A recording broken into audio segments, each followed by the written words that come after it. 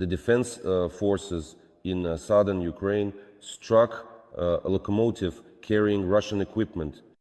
The occupiers lost 13 tanks and more than 100 units of armored and automotive equipment. The Russians claim that the train was attacked by drones following the model of the Web Special Operation. Here it continues.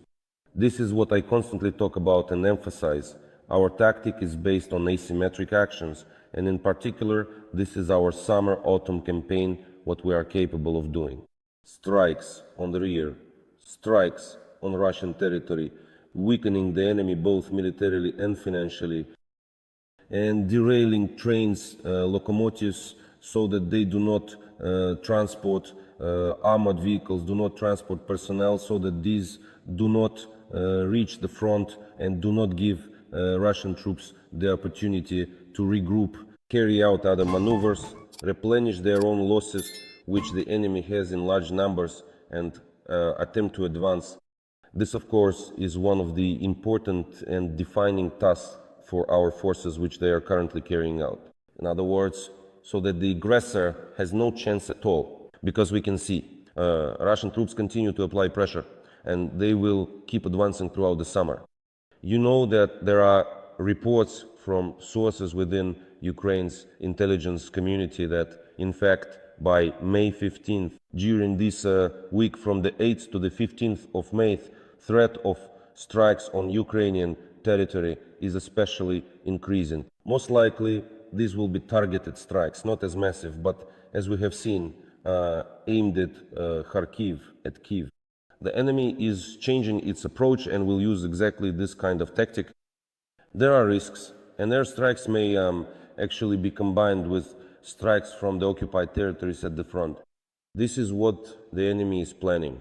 Therefore, of course, having all this information, processing and analyzing it, our units draw the appropriate conclusions on how to disrupt such opportunities and prevent the enemy from achieving any success in this direction.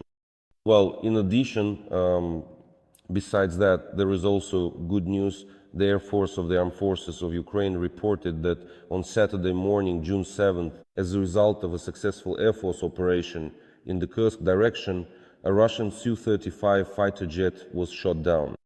Later, the Air Force released objective control footage filmed by a drone, which shows the destroyed enemy aircraft burning.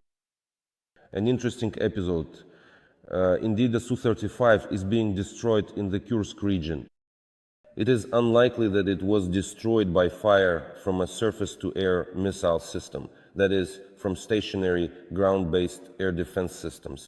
Because the distance to the Kursk region is still considerable, and we understand perfectly well that there are significant risks in deploying such long-range systems as the Patriot, for example, directly near the Russian border. It's risky. So the question is, what could have shot down the Su-35? Let's assume that it could have been a system, once again in action, such as the S-200, which is in fact fully capable of attacking aircraft from a much greater distance, taking them directly, as was actually the case with the long-range airborne early warning aircraft. We remember the A-50s, which were successfully brought down far away, as we have seen before, in fact, at a distance of about 300 kilometers or even more. Or these could be the results of aerial combat and the successful actions of our crews flying F-16s or French Mirages. I think it's something along those lines. Therefore, this also indicates a certain growth in our capabilities, the availability of weaponry that enables us, and let's say the courage and, in a good sense, the kind of audacity that is necessary in such situations in order to track down these aircraft and successfully strike them primarily with aviation, not just with anti-aircraft missile systems. That is why Ukraine continues to defend itself, as do the air forces of the armed forces of Ukraine. They are currently doing a great deal, including significant efforts to counter the enemy. It is especially important that we are now seeing increased activity as well as new and promising opportunities for our pilots. In particular, this is a very significant development. In addition, turning to some good news, on Russian territory. In Moscow, an ammunition depot is on fire, as is a fuel and lubricants warehouse, in the Pushkinsky district of the Moscow region. And literally since the morning of June 8th, there have been reports of yet another fire in the Moscow region at one of the industrial enterprises, likely part of the military-industrial complex. Explosions, detonations, and fires are being recorded. Well, what did they expect? A web is like that. It will gradually weave itself. Ultimately, it's meant to trap the enemy exactly where they belong, to ensnare its prey. So, in fact, we can clearly see that there are tangible and significant results emerging from this work, and of course it will continue, which is important to understand, as ongoing efforts are crucial for lasting impact. Meanwhile, it is important to note that panic has broken out in Russia as a direct consequence of these developments. There's an interesting point I'd like to discuss with you. Here's the thing, and this is reported by the New York Times. The New York Times believes, citing its own sources, that Russia considers China to be an adversary interested in territories in the Far East. The New York Times learned about this from a secret FSB document. Officially, Moscow calls Beijing one of its most reliable partners, but there is an ongoing tense struggle between the country's intelligence services. Although the authenticity of the document has not been confirmed, Western intelligence agencies believe it is genuine. China took advantage of the fact that Russia has directed almost all of its military and intelligence resources toward Ukraine. So Beijing is actively recruiting spies among Russians. Beijing is searching for traces of ancient Chinese peoples in Russia's Far East, possibly to win over the local population. Some scholars in China support the idea of making territorial claims against Russia. At the same time, the document emphasizes that the FSB must act very delicately and in no way publicly show that China is considered an enemy. In addition, it is worth noting that China is quite actively working to recruit Russian scientists, especially those working in the field of armaments, particularly missile technologies, and not only that, luring them over to their side so that they would join them and accordingly help develop and improve China's own military industrial complex and weaponry. This is how China operates. Nothing surprising. I think we haven't learned anything unexpected here. The sinicization of Russia has been happening and will continue to happen. The territory is enormous, and a large percentage, about 2/3 at least, if not 3/4 of Russia's land in the Far East, is simply uninhabited. And there are mineral resources, minerals, and potentially agricultural land there which China needs. And from the perspective of agriculture, economics, finance, and mineral extraction, without a doubt, this is a very large and highly desirable prize.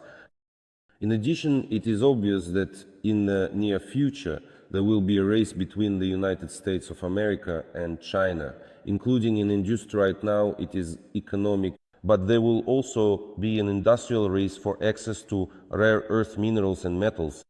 Why are the US searching so actively right now? Because they simply don't have enough.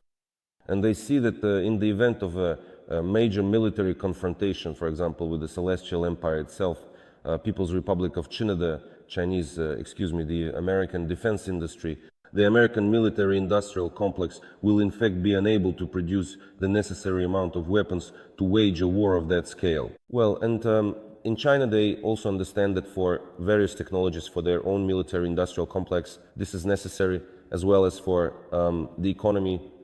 Therefore, it is obvious that the sinicization of Russia and China's takeover of the Far East, let's say, its separation in China's interests, by the way, could happen in one way or another. China doesn't necessarily have to act as crudely, openly, and directly as Russia did with little green men, mandatory military aggression, referendums, and so on. Actually, no. Everything could happen in a much calmer, more gentle way, so to speak. Well, the Chinese could come and say, these are our interests, these are our territories. They will openly start buying people, buying licenses rights to extract minerals, rights to use agricultural land, and concessions and franchises for the use of, for example, Russian ports, Vladivostok and others. And at the same time, they will open some of their own Chinese companies under franchise agreements. There are a lot of elements involved. Moreover, the crisis in Russia's Far East is frankly very noticeable. After all, for literally 10, if not 15 years, Putin has been looking in every way, in different ways, for the development of the Middle East. And who can he trust? Who can he negotiate with about investments? At first, he tried this with the Japanese, openly offering them to practically buy part of the Far East. That's where the idea for this Eastern Forum in Russia came from, which takes place in Vladivostok. The Japanese were invited there, as were other investors from Asian countries, where Putin openly bargained with territory, land, and so on in exchange for investments. Later, he wanted and negotiated that he was ready to sell the Kuril Islands to the Japanese for the appropriate amount of money. But now China has come, and the sinicization of Russia is an irreversible process. But what's interesting is that indeed in the Chinese social media space on Weibo and others, there are more and more reminders appearing that Vladivostok once belonged to China, and not just Vladivostok. In other words, there is a kind of gentle informational escalation going on in order to justify certain actions in the future. They won't be as aggressive as the Russian ones, but the fact that they will happen, and moreover that they are already happening with regard to Russia, is an absolute fact.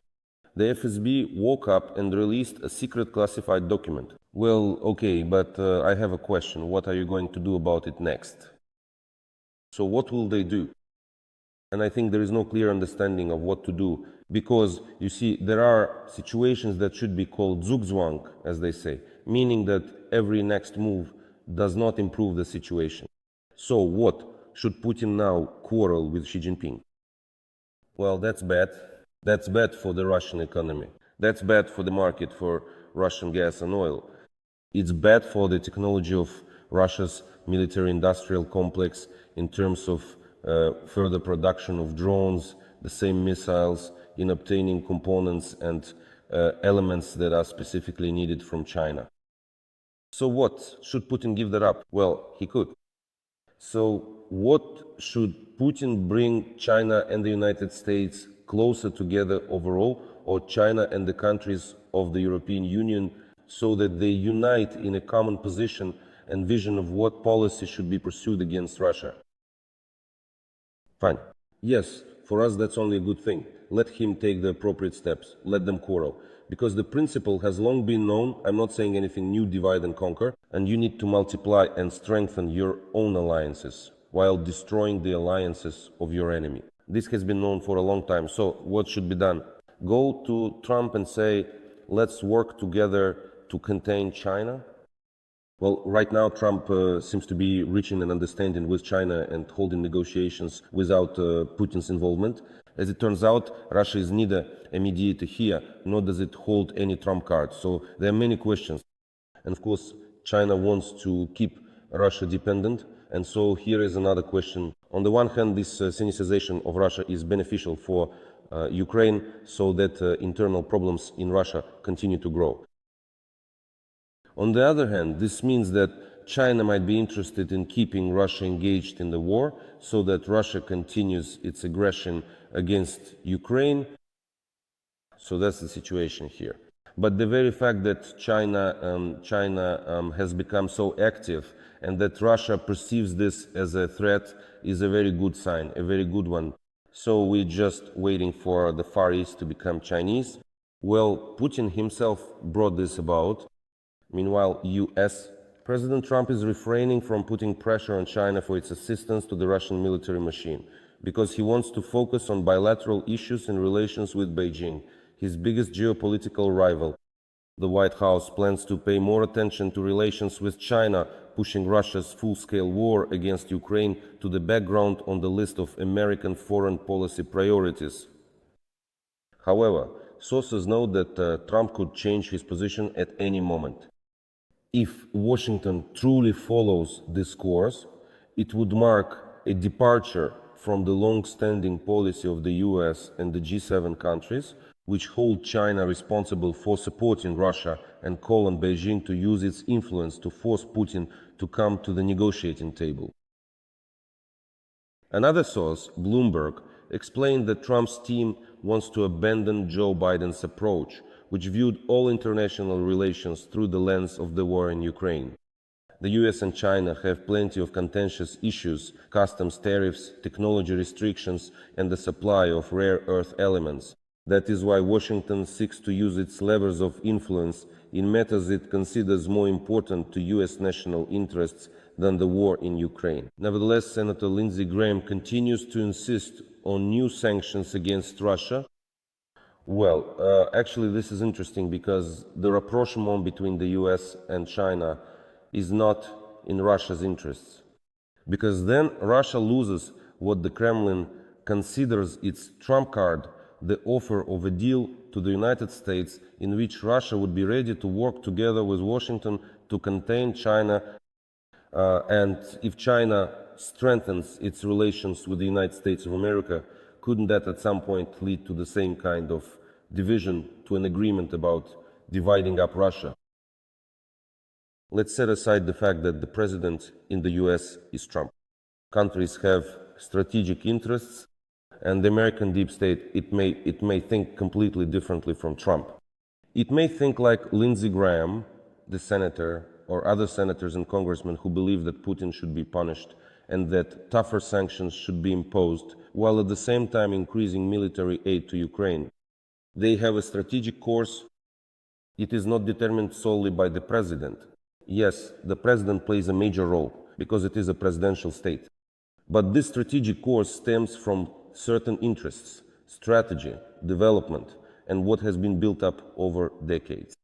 Based on stacks, thousands, tens of thousands of pages that have been written security strategies, threats to the very existence of the United States of America, to the West as a civilizational concept, and more.